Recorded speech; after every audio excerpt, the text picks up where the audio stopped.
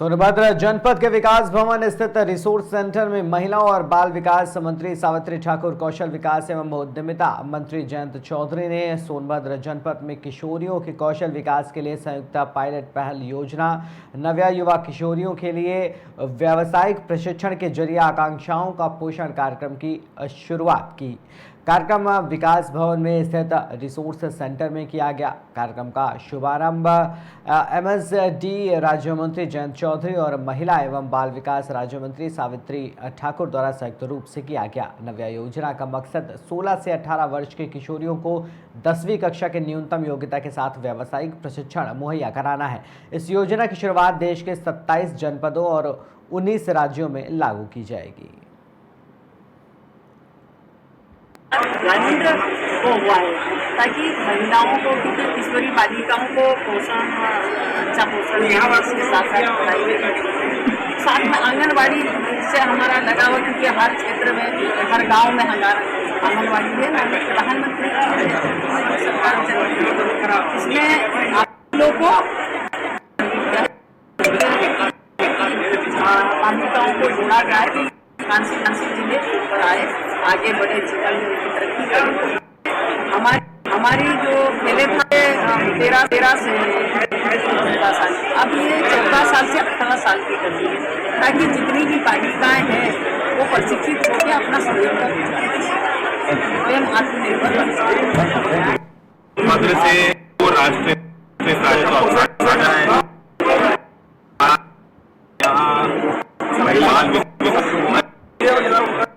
आई है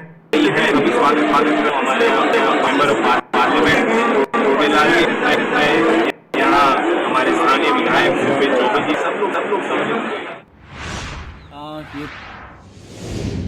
देवास से खबर है, जहां पर केवली वन्य जीव अभयारण्य वन मंडल देवास अंतर्गत अवैध अतिक्रमण हटाने की कार्रवाई की गई। संयुक्त कार्रवाई में वन विभाग देवास वन मंडल की समस्त परिक्षेत्रों की टीम, राजस्व विभाग एवं पुलिस विभाग देवास की टीमों ने सक्रिय सहभागिता की।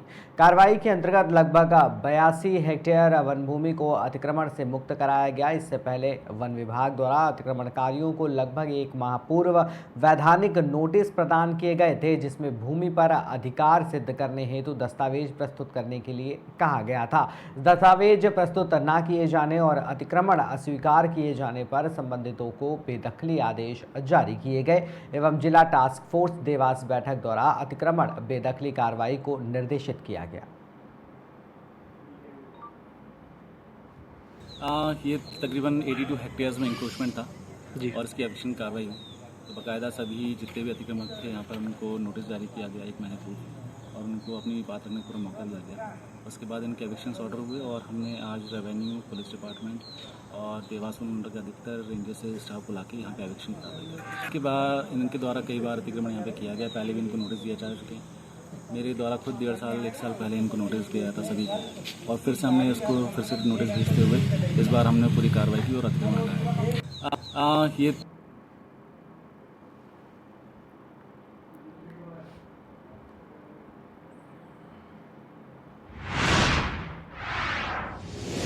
सोनभद्र में कुछ दिनों पहले एक व्यक्ति की हत्याकांड का खुलासा हुआ। 3 व्यक्तियों के द्वारा मोटरसाइकिल चालक को गोली मारकर हत्या कर दी गई थी। घटना के बाद पुलिस अधीक्षक सोनभद्र अशोक कुमार मीणा के निर्देशन पर टीम गठित कर एसओजी और थाना शाहगंज पुलिस की संयुक्त टीम द्वारा मुखबिर की सूचना पर तीनों आरोपियों को गिरफ्तार कर लिया गया है।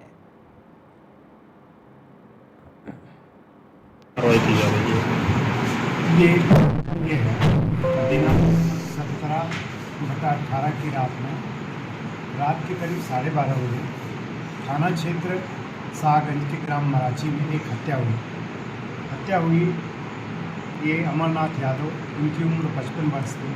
ये बाहर अपने घर के बाहर चारपाई पर सो रहे थे। 3 व्यक्ति आए और इनको गोली मार के चले गए। जो मुकदमा कायम हुआ उसमें मंगला गुप्ता, ओम यादव, ओम पाठक और एक अन्य व्यक्ति अज्ञात, 3 लोग नामजद हुए। जब इसकी तफ्तीश की गई, विवेचना की गई, तो काफ़ी बातें निकल के सामने आई। आज सुबह लगभग 5 बजे इनके तीनों अभियुक्तों की गिरफ्तारी हुई। तो जो उनसे पूछताछ के बाद जो तथ्य सामने आए वो ये है कि वर्ष 2023 में मंगला गुप्ता के घर में घुस करके ये अमरनाथ यादव और उनके परिवार ने काफ़ी उनको मारा पीटा, जिससे उनके पिताजी के हाथ की हड्डियाँ टूट गई थी और सभी परिवार के लोगों को चोटें आई।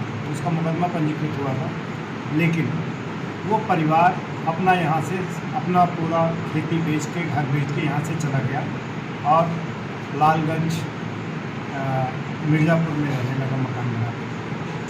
लेकिन उनके मन में इस बदले की भावना थी कि इनसे बदला लेना है।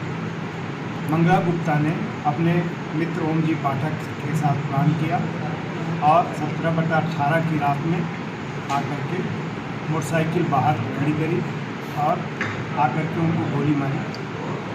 ओम जी पाठक के हाथ में जो कट्टा था वो फंस गया, तो वहीं मौके पर उन्होंने फेंक करके चले गए और एक गोली उसकी कनपटी में लगी थी रमाशंकर की, यहाँ जिससे उसकी मृत्यु हो गई। मौके से ही जो कट्टा फंसा था उसे रिकवर किया गया था। आज जब तीनों अभियुक्त पकड़े गए हैं, इनके कब्जे से मोटरसाइकिल बरामद की गई है जिससे वो घटना कारित करने गए थे और इनसे घटना में प्रयुक्त तमंचा भी बरामद किया गया है। इस तरह इस केस का अनावरण हुआ है। इस केस में के अनावरण में हमारी एसओजी की टीम और थाना अध्यक्ष शाहगंज ने काफ़ी प्रयास किया है और इस पर एसपी महोदय ने 10,000 का इनाम घोषित किया।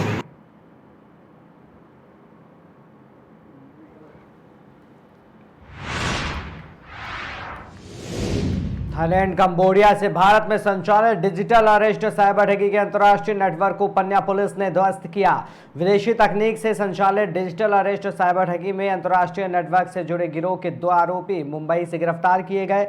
14 लाख की ठगी का मामला सुलझा है। साइबर ठगी के हाईटेक मामले में आरोपियों के कब्जे से थाईलैंड से मंगवाए गए भारत में प्रतिबंधित 12 सिम बॉक्स, एयरटेल कंपनी के करीब 1700 सिम कार्ड, 3 लैपटॉप, 1,50,000 रुपये नकद, विदेशी करेंसी सहित अन्य इलेक्ट्रॉनिक सामग्री और दस्तावेज कुल मशरूका कीमती करीब 27,10,000 रुपये के जब्त किया गया है। सबसे पहले जो मामला है काफ़ी बड़ा मामला है, वो ये है कि पन्ना में एक महिला है जिसने कंप्लेंट किया था कि उसके 14 लाख रुपए उसके पास से ठगी से ले लिए गए थे डिजिटल अरेस्ट की धमकी देकर। उसको फ़ोन आया था कि उसके अकाउंट में जो है संदिग्ध इकोनॉमिक एक्टिविटी पाई गई है, तो इस पर से उसने डर कर जो है 14 लाख रुपए दे दिए। बाद में उसको लगा कि गलती हो गई है और उसने पन्ना पुलिस को अप्रोच किया, तो हमने तुरंत मामले का संज्ञान लेकर FIR कायम किया। इसमें इन्वेस्टिगेशन पे ये सामने आया है कि जब टीम जो है मौके पर पहुंची तो वहाँ पर 2 व्यक्ति मिले जिनके पास 3 रूम्स थे, 3 फ्लैट्स थे मुंबई में। एक फ्लैट में वो लोग रह रहे थे और 2 फ्लैट्स में जो है उन्होंने एक बहुत ही बड़ा सा जो है सेटअप तैयार करके रखा था, जिसमें उन्होंने एक डिवाइस होता है जिसको सिम बॉक्स कहते हैं, उसको यूज़ किया संभवतः। और इन सिम बॉक्सेस के माध्यम से जो है यहाँ पर रहकर वो एक ही साथ में कई सारे लोगों को एक कॉल सेंटर की तरह संपर्क कर पाते। और इसको 2 पार्ट्स में विभाजित किया गया था। जो इंडिया में जो मुंबई में बैठी हुई टीम है वो यहाँ के टेलीकॉम नेटवर्क से कनेक्ट होती, और जो एक्चुअल कॉल्स इनिशिएट जो हो रहे हैं वो थाईलैंड से इनिशिएट हो रहे थे, जिससे कि जो व्यक्ति है उसको ऐसा लगता है कि कॉल्स तो इंडिया से आ रहे हैं, हालांकि जो कॉल या फिर जो टीम पूरा कॉल सेंटर संचालित कर रही है वो थाईलैंड से कर रही थी। तो इसको अगर आप देखेंगे तो एक ये क्रॉस नेशनल जो है एक गिरोह है जो इंडिया और इंडिया के बाहर रहकर साइबर क्राइम संचालित कर रहा है और इंडिया के लोगों को धोखा दे रहा है। इसमें जो हमारा मेन अभियुक्त है, जो मेन अक्यूज है जिसको हमने पकड़ा है, उसके पास हमने लगभग 1700 से लेकर 2000 के आसपास जो है सिम्स हमको मौके पर मिले हैं। ये समझ में आ रहा था कि वो जो सिम है किसी एक फर्जी कंपनी के नाम पे लेता था और इसको लेके जाकर हर महीने थाईलैंड में जाकर वो बेचता नहीं था, थाईलैंड में जाकर वो एक अक्यूज को देता था जो उसके एवज में उसको पैसा देता था। उसी के साथ यहाँ पर जो भी चीज़ें वो कर रहा था उसके लिए भी उसको समय समय पर वहाँ की टीम से पैसे मिलते थे। इन्वेस्टिगेशन ये मुश्किल था क्योंकि इस टाइप के सेटअप में ये इस पर पिन पॉइंट करना मुश्किल होता है कि कॉल जो है वो ओरिजिनेट कहाँ से हो रहा है। सिम बॉक्सेस के माध्यम से वो अपने आप को एक ही समय पे अलग अलग लोकेशंस पे दिखा सकते हैं तो ये काफ़ी डिफिकल्ट चीज़ हो जाती है। हालांकि इसमें साइबर टीम ने बहुत अच्छा काम किया। इसमें हमने स्टेट साइबर टीम और I4C जो है उनकी भी मदद की। सबसे पहले जो मामला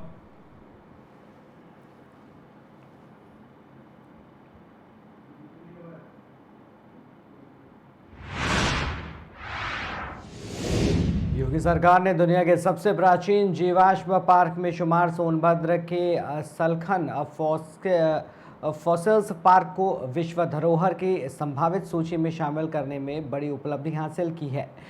सलखन फॉसिल पार्क का विवरण अब यूनेस्को की भी देखा जा सकता है। इसके अंतर्राष्ट्रीय स्तर पर पर्यटन को नई उड़ान मिलेगी।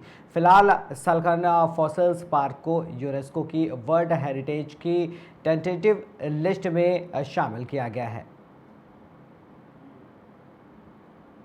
सलखन सोनभद्र में स्थित जो फॉसिल पार्क है वो पृथ्वी की उत्पत्ति के बाद से जो जीवों का जैविक विकास हुआ उसके संबंध में बहुत सी चीज़ें स्पष्ट करता है। इस प्रकार की जो फॉसिल है वो पूरे विश्व में सोनभद्र में ही स्थित है और ये दुनिया के सबसे प्राचीन जीवों के संबंध में जानकारी प्राप्त करने का स्रोत है। यूनेस्को ने इसको अपनी संभावित हेरिटेज साइट में डाला है और अगर ये हेरिटेज साइट के रूप में अभिलिखित हो जाता है तो सोनभद्र के विकास को और यहाँ पे लोगों को आने जाने और पर्यटन के क्षेत्र में बहुत ही अच्छा एक उपयोगी ये कार्य होगा और हम लोग प्रयास कर रहे हैं कि यूनेस्को की लिस्ट में ये सम्मिलित। सलखन सोनभद्र